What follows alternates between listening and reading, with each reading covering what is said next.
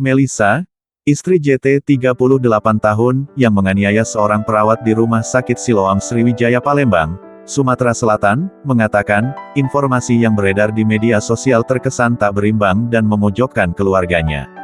Kata Melissa, peristiwa itu terjadi karena ketidakprofesionalan perawat tersebut saat menangani anaknya. Saya mau klarifikasi di sini, kejadian tersebut bermula karena adanya ketidakprofesionalan seorang suster rumah sakit dalam melayani pasien, kata Melissa, Minggu, tanggal 18 April tahun 2021, dikutip dari tribusumsel.com. Melissa mengaku sejak pertama kali bertemu dengan CRS, perawat yang dianiaya suaminya sudah tidak enak.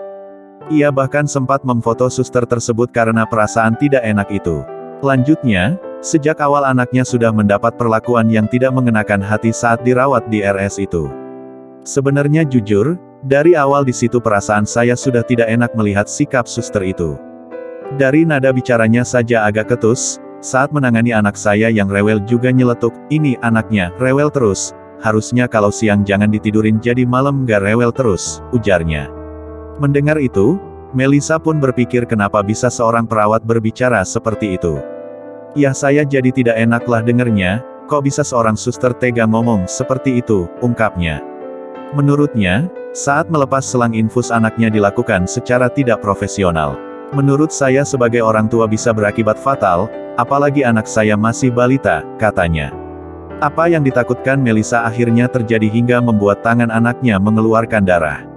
Ternyata benar kejadian kan, sudah dia nyabutnya kasar, darah sampai kemana-mana di baju, lantai, kasur, malah saya disalahin, katanya, sebaiknya ibu-ibu jangan gendong anak, ujarnya.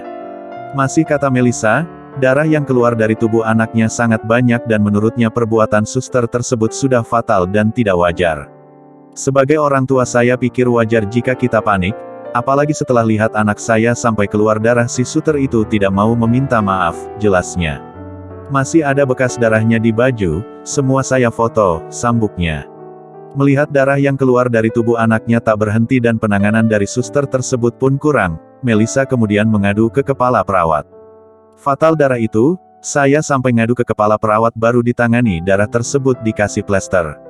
Sama suster itu darah anak saya cuma ditutul-tutul aja pakai tisu toilet. Saya nggak bohong saya berani bersaksi nanti di pengadilan, jelasnya. Namun demikian, Melissa pun meminta maaf atas perbuatan suaminya terhadap CRS yang menjadi sorotan masyarakat.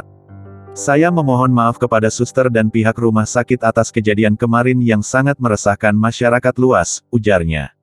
Sebelumnya diberitakan, seorang perawat salah satu rumah sakit swasta di Palembang, Sumatera Selatan, berinisial CRS dianiaya keluarga pasien. Aksi penganiayaan itu pun viral di media sosial.